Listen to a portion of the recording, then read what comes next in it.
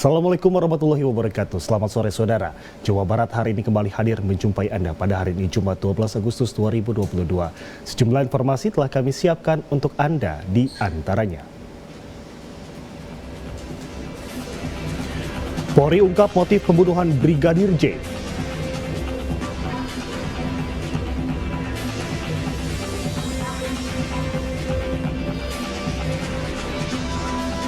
Polda Jabar ungkap kasus pembunuhan di Subang.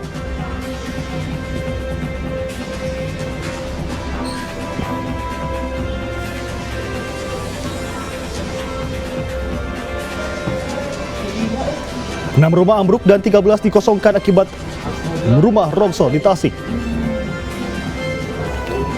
Tadi udah nyala tiba-tiba. Kamu nyala gitu.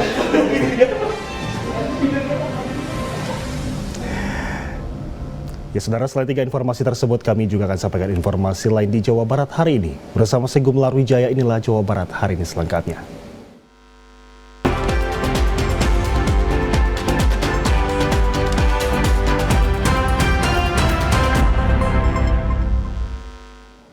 Kita awali informasi dari Kota Depok, saudara. Motif pembunuhan terhadap Brigadir J terungkap. Kadif Humas Mabes Polri dan Dirtipidum Bareskrim menyebutkan motif pembunuhan lantaran Brigadir J melakukan hal yang melukai martabat keluarga Irjen FS saat di Magelang. Dalam konferensi pers di Makobrimob Kelapa II, Kadif Humas Mabes Polri Irjen Dedi Prasetyo bersama dengan Dirtipidum Bareskrim Polri mengungkap motif pembunuhan Brigadir J. Dalam pengakuannya, Irjen FS mengatakan ia emosi lantaran Brigadir J melakukan hal yang melukai harkat dan martabat keluarga Irjen FS saat di Magelang. Hari ini juga dilakukan pemeriksaan tambahan kepada tersangka KM, FE, dan MR. Tim sus juga diperintahkan melakukan pemeriksaan secara maraton sambil berkoordinasi dengan kejaksaan dan sudah berjalan agar berkas perkara segera dilimpahkan dan digelar di persidangan. Total sudah ada 12 orang yang diamankan. Untuk nanti menjadi jelas, tentunya nanti dalam persidangan akan dibuka semua.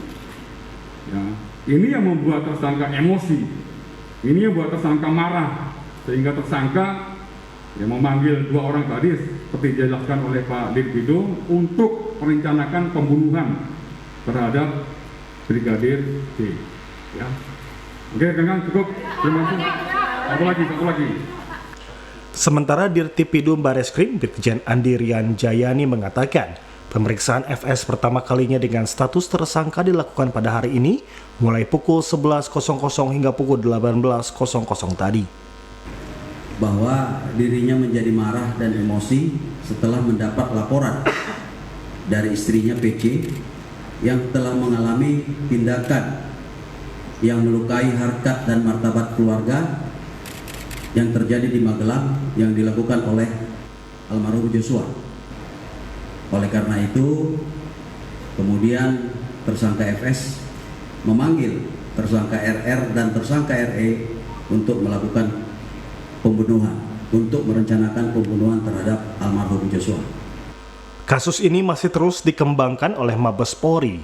Demikian dilaporkan Saiful Hardi, TVRI Jawa Barat. Petugas kepolisian mengamankan seorang pria terkait kasus pembunuhan ibu dan anak yang terjadi di Subang, Jawa Barat pada 8 Agustus 2021. Pihak kepolisian akan mendalami pria berinisial S tersebut karena diduga berada di lokasi saat kejadian. Kasus pembunuhan ibu dan anak, Tuti Suharti dan Amalia Mustika Ratu atau Amel yang terjadi di Subang, Jawa Barat pada tanggal 18 Agustus 2021 mendapatkan titik terang terkait pencarian pelaku pembunuhan tersebut. Kabid Humas Polda Jabar Kombes Pol Ibrahim Tompo mengatakan, petugas kepolisian berhasil mengamankan seorang anak buah kapal berinisial S terduga pelaku pembunuhan ibu dan anak di Subang. Pria berinisial S tersebut ditangkap di daerah Jakarta Utara. S dicurigai berada di tempat kejadian perkara saat terjadinya pembunuhan. Ibrahim menjelaskan penyidik masih melakukan pendalaman terkait status dan keterlibatan S dan alibi keberadaannya saat pembunuhan terhadap Tuti dan Amel terjadi. Nama yang bersangkutan ini sudah dipegang oleh penyidik, kemudian kita kembangkan sampai informasi didapat bahwa yang bersangkutan ikut dengan kapal dari Cilacap menuju ke Kalimantan.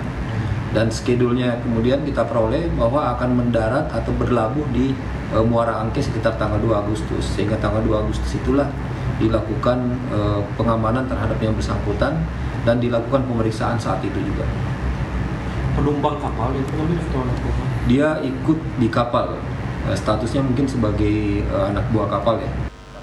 Sebelumnya warga kampung Ciseti, Desa Jalan Cagak, Kabupaten Subang digegerkan oleh peristiwa pembunuhan Tuti Suhartini dan Amalia Mustika Ratu pada 18 Agustus 2021.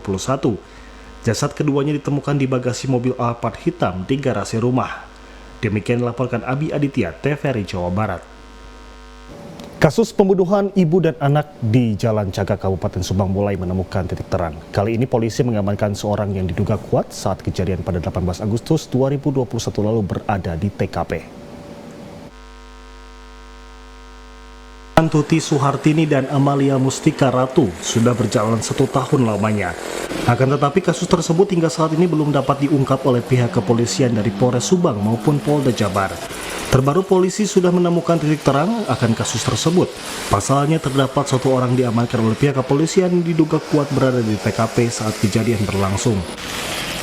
Yoris, anak sekaligus kakak dari korban pembunuhan Tuti alias Enung dan Amalia Mustika Ratu belum mengetahui secara pasti mengenai diamankannya seorang laki-laki di Jakarta Utara yang terkait dengan kasus pembunuhan tersebut. Yoris baru tahu dari berita dan belum ada pemberitahuan resmi dari pihak kepolisian. Yoris pun mengaku tidak mengenal atau mengetahui siapa orang yang diamankan itu. Meski demikian, Yoris dan seluruh keluarga berharap agar pihak kepolisian bisa segera mengungkap kasus pembunuhan yang terjadi pada 18 Agustus 2021 lalu itu.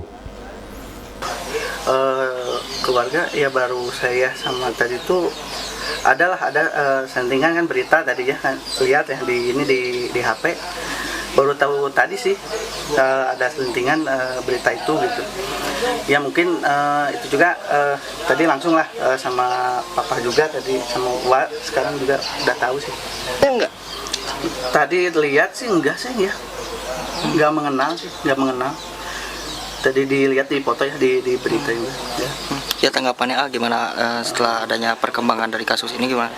Ya mudah-mudahan ini menjadi titik terang ya, titik terang dari pihak kepolisian dan bisa segera mengungkap kasus Mamah dan Amel ini dan semoga cepat terungkap lah. Dari informasi yang didapat, polisi telah mengamankan seorang laki-laki di wilayah Jakarta Utara. Demikian dilaporkan Hari Ramadhani, TVRI Jawa Barat. Informasi lain akan kami hadirkan usai jeda di antaranya. Limbah ban bekas terbakar, petugas sempat kesulitan jinakan si jago merah. Tetaplah bersama kami.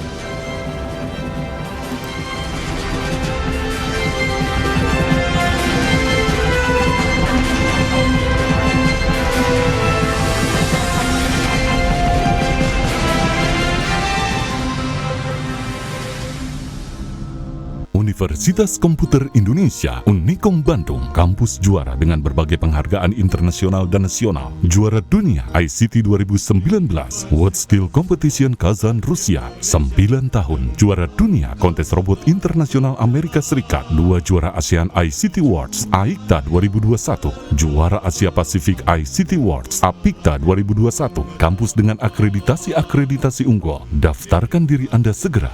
Komputer Indonesia.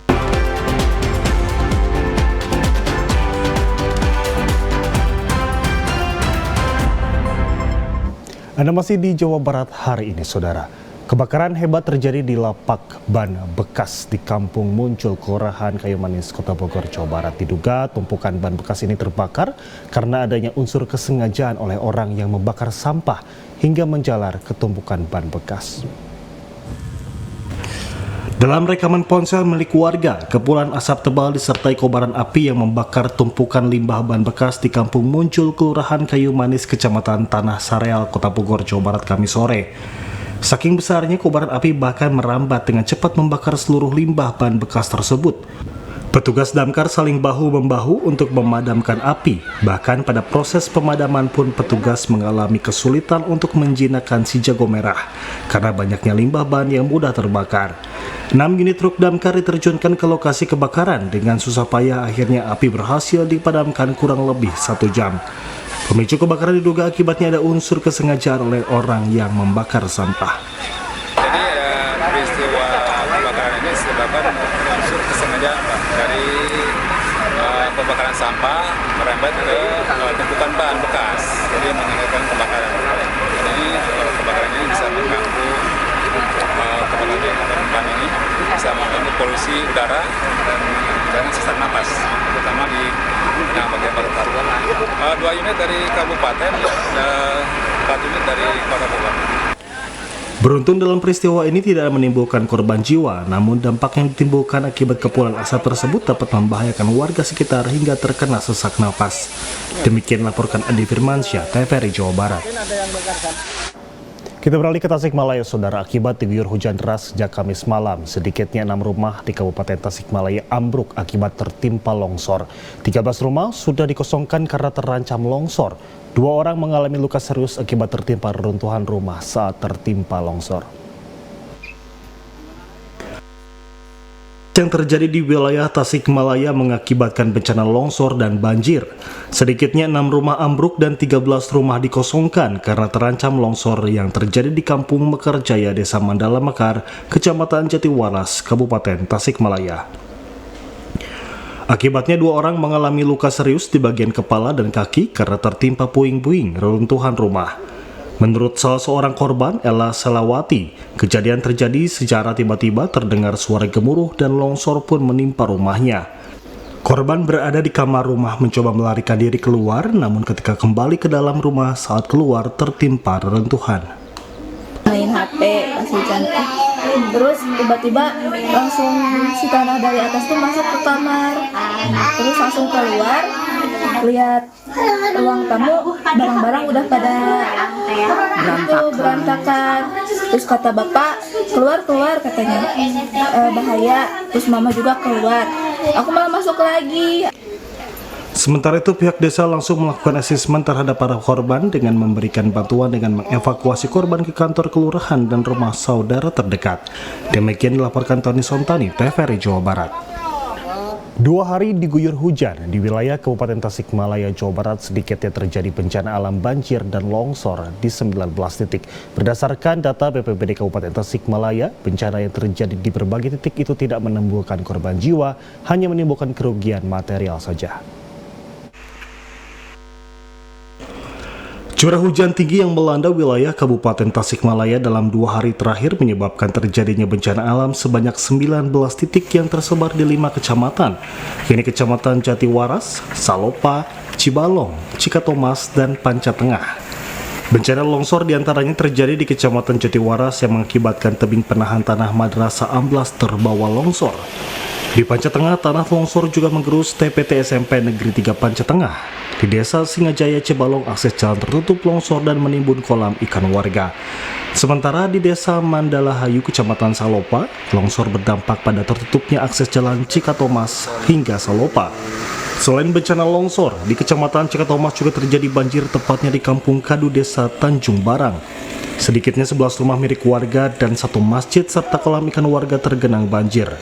Berdasarkan data Badan Penanggulangan Bencana Daerah Kabupaten Tasikmalaya, bencana yang terjadi di berbagai titik itu tidak menimbulkan korban jiwa, hanya menimbulkan kerugian material saja. Demikian dilaporkan Yudi Irawan, TVRI Jawa Barat. Pemkab Majalengka menganggarkan dana 3,3 miliar rupiah untuk merelokasi korban bencana tahun lalu. Mereka diberikan bantuan dari 17,5 juta hingga 60 juta rupiah. 21 kepala keluarga korban bencana tahun 2021 lalu di Kabupaten Majalengka direlokasikan ke tempat aman. Mereka merupakan warga di 4 kecamatan, yaitu Malausmal, Lemasugi, Banjaran, dan Majalengka Kota yang terdampak tanah longsor, keretakan tanah, dan korban kebakaran rumah. Untuk menangani masalah ini, Pemkab Majalengka menganggarkan dana sebesar 3,3 miliar dan bersifat swadaya diperuntukkan pembangunan rumah, sarana listrik atau TPT, jalan, dan air bersih. Melalui leading sektor Dinas Perumahan Kawasan Permukiman dan Pertahanan (DPKPP), para kepala keluarga akan dibangunkan rumah dengan besaran biaya sekitar 60 juta rupiah. Salah seorang korban bencana, Pulung, mengaku rumahnya pernah dilanda longsor. Coba kata payung teh balong dan Coba wawancara dirinya. Sing kosong mana dia. Iya gimana Pak bisa sampai dikosongkan rumah ini? Jadi jadi uruk di itu teh di tonggoh teh. Longsor. Bergeser juga rumah Bapak. Menggeser kan. Bupati Majalengka, Karna Sobahi, berharap pembangunan berjalan baik dan lancar. Kemudian pembangunannya kita anggarkan per rumah itu 60 juta. Nanti daya dukung lain seperti listrik dan air tentu harus menjadi perhatian kita. Nah, saya sangat berharap pembangunan ini berjalan baik, lancar, dan tidak ada persoalan. Rakyat harus paham bahwa kasih sayang pemerintah kepada rakyat itu didasarkan kepada bagaimana rakyat terlindungi dari gangguan, dari ketidaknyamanan, dari ketidakamanan lingkungan. Peletakan batu pertama bantuan rumah swadaya pasca bencana tahun anggaran 2022 bertempat di Desa Mekar Mulia, Kecamatan Lemah Sugi. Demikian dilaporkan Edwarus Pendi, TVRI Jawa Barat. Informasi lain akan kami hadirkan, saya jeda di antaranya. Jadi bandar narkoba, Pak Sutri diringkus polisi. Tetaplah bersama kami.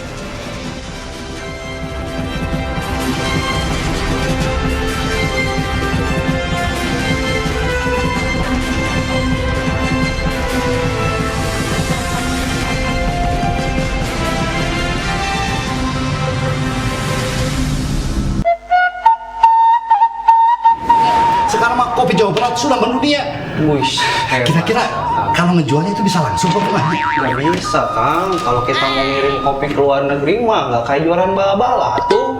Main jual-jual aja, harus ada sertifikasinya, harus ada uji mutunya, baru kita bisa kirim kopi ke luar negeri. Kalau uji mutu kopi itu adanya di BPSME Agro Bandung, Kang. Lu aya di Cinunuk. Cinunuk, ya saya pernah lewat. Oh iya, di situ. Ayo buat ekspor. Ya benar-benar. Siap lah. Oke, gaskeun, Bro.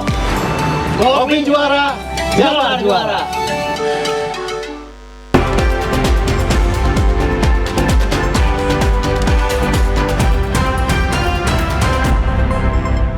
Anda masih menyaksikan Jawa Barat hari ini, Saudara. Sat Narkoba Polres Kuningan, Jawa Barat meringkus pasangan suami istri. Keduanya ditangkap petugas lantaran menjadi pengedar sekaligus bandar narkoba jenis sabu-sabu.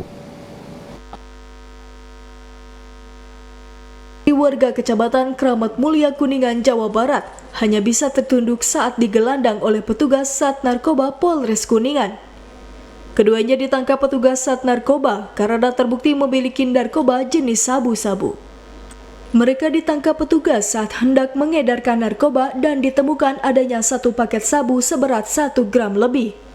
Petugas kemudian mengembangkan kasus ini dengan menggeledah rumah pasangan suami istri yang menikah 2 tahun lalu. Dari penggeledahan, petugas mengamankan barang bukti sebanyak 102 gram lebih yang disimpan di dalam speaker mini di dalam rumahnya untuk mengelabui petugas. Selain barang bukti sabu, petugas juga mengamankan sejumlah barang bukti lainnya berupa alat timbang, handphone, speaker mini yang digunakan menyembunyikan sabu-sabu dan beberapa barang bukti lainnya. Kami tim berawal dari pengungkapan di titik pertama, TKP pertama, itu kami mendapatkan sabu-sabu yang diduga sabu-sabu dengan berat kotor 1,17 gram. Kemudian kami melakukan penggeledahan di tempat yang kedua, di salah satu rumah.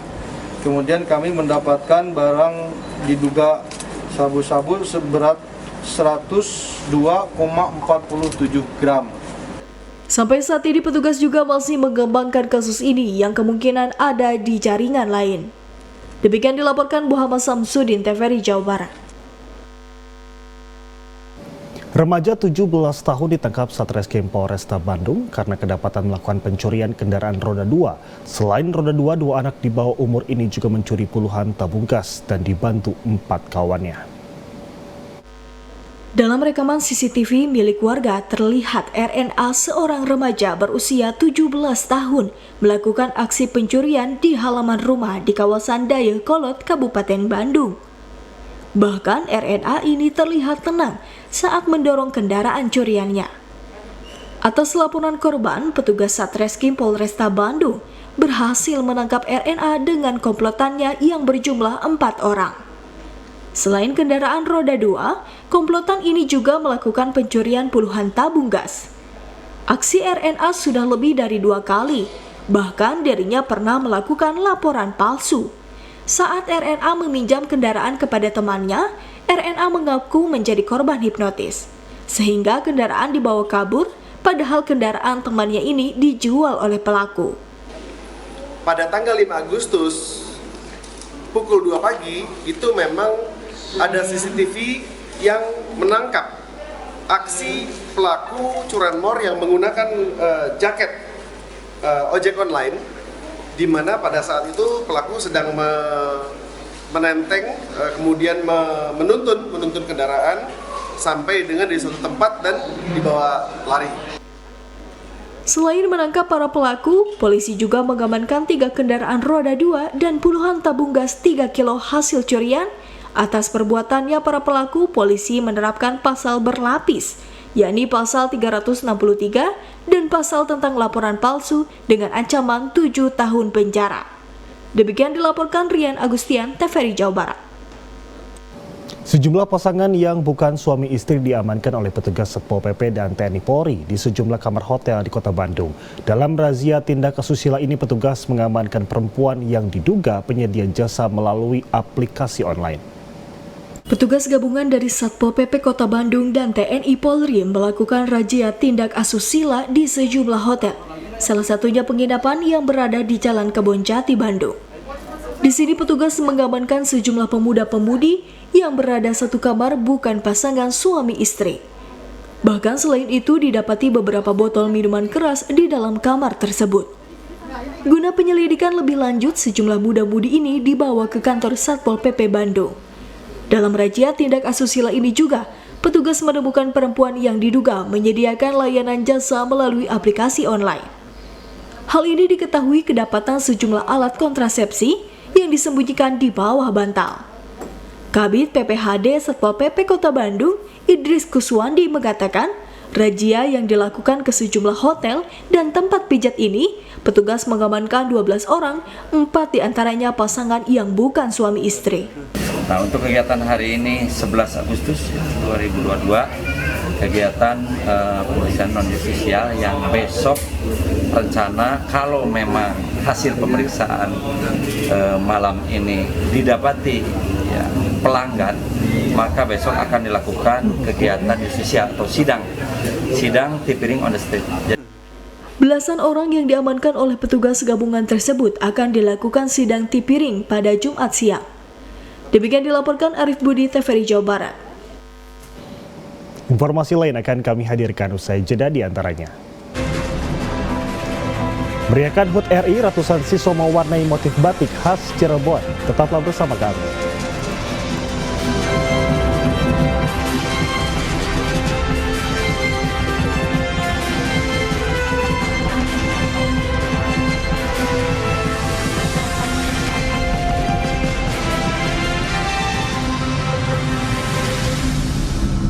Kita beralih ke Cirebon, Saudara. Dalam menyambut HUT Republik Indonesia yang ke-77, ratusan siswa tingkat sekolah dasar dan sekolah menengah pertama di Kabupaten Cirebon, Jawa Barat mengikuti lomba warnai pembatik khas daerah Cirebon. Ajang tersebut sekaligus bentuk pengenalan terhadap warisan budaya Indonesia. Ratusan siswa dari tingkat sekolah dasar dan sekolah menengah pertama di Kabupaten Cirebon fokus menuangkan kreativitasnya dalam goresan krayon warna-warni mengikuti motif batik mega mendung khas Cirebon. Ajang ini digelar untuk mengenalkan batik sebagai warisan kemanusiaan untuk budaya lisan dan non-bendawi kepada generasi penerus bangsa. Selain itu, ajang pengenalan dan pelestarian budaya ini juga sekaligus menyemarakan hari ulang tahun Republik Indonesia yang ke-77. Dengan program dari itu adalah lomba mewarnai motif batik. Jadi sebagai objeknya adalah motif batik. Melalui ajang kreativitas mewarnai batik ini, diharapkan generasi penerus bangsa akan tumbuh rasa memiliki dan mencintai serta terus melestarikan warisan budaya Indonesia. Demikian dilaporkan Makmur Hamdallah, TVRI Jawa Barat. Guna menjaga alam dari kerusakan, dilakukan penanaman pohon bersama warga di Bukit Bakom, Desa Dadiharja, Kecamatan Rancah, Kabupaten Ciamis. Pemilihan Bukit Bakom dijadikan tempat penanaman pohon ini diharapkan dapat memperkenalkan kepada warga tempat destinasi wisata baru. Dandim 0613 Ciamis bersama Wakil Bupati Ciamis bersama ratusan warga Desa Dadiharja 1 melaksanakan penanaman pohon. Sebelum menanam pohon, para peserta melaksanakan perjalanan yang cukup jauh dari titik awal Desa Dadiharja dengan berjalan kaki sejauh 5 km dengan medan yang cukup terjal. Menurut Dandim 0613 Ciamis, meskipun jalur yang harus ditempuh cukup jauh, tidak menyurutkan semangat para warga untuk melanjutkan perjalanan. Hal tersebut guna menjaga alam serta mengunjungi destinasi wisata yang ada di desanya. Kita melihat di sini adanya potensi ke depan bisa dijadikan sebagai tempat wisata, terutama kalau tanaman ini bisa berkembang, tumbuh dengan baik, bisa menjadi wisata buah-buahan. Insya Allah apa yang kita lakukan hari ini itu sangat bermanfaat untuk kelangsungan keberlanjutan hidup generasi kita yang datang. Rencananya pemerintah daerah Kabupaten Ciamis akan melaksanakan penanaman pohon di desa lainnya. Pemerintah akan menanam pohon sebanyak 2.000 bibit di Desa Dadiharja. Demikian dilaporkan Yusi Luciana, TVRI Jawa Barat. Berbagai cara dilakukan oleh Pemprov Jabar untuk meningkatkan kesehatan serta mencegah dan menurunkan angka kasus stunting. Salah satunya dengan menggelar kampanye bersama dengan para pelajar se-Jawa Barat. Kesehatan bagi para pelajar, terutama generasi penerus bangsa, sangatlah penting. Untuk itu, seluruh siswa mulai dari kelas 1 hingga kelas 3 mengikuti kampanye kesehatan dan cegah stunting se-Jawa Barat yang digelar melalui Zoom Meeting. Selain mengikuti Zoom Meeting kesehatan dan cegah angka kasus stunting, seluruh pelajar putri yang ada di sekolah SMA Negeri 1 Pangandaran diberikan ratusan vitamin tambahan darah secara gratis, khususnya untuk pelajar putri. Pemberian vitamin tambahan darah tersebut bertujuan untuk mencegah penyakit anemia dan untuk mencegah stunting di Kabupaten Pangandaran. Pengarahan ataupun kampanye tentang tambah darah ini, dan nanti pada akhirnya anak-anak dibagi semuanya yang pelajar putri itu tablet tambah darahnya dan diusahakan nanti diminum bersama-sama, mau di kelas bersama teman-temannya atau berarti di hangar dilaksanakan. Sementara itu, di Jawa Barat, Kabupaten Pangandaran merupakan salah satu kabupaten yang paling rendah angka kasus stunting. Rendahnya kasus stunting tersebut berkat semua pihak yang selalu mengkampanyekan edukasi kesehatan di masyarakat luas. Demikian dilaporkan Entang Saiful Rahman, TVRI Jawa Barat. Ya, informasi tadi menutup perjumpaan kita kali ini. Saya Gula Rujai mewakili kerabat kerja petugas mengucapkan terima kasih dan sampai jumpa.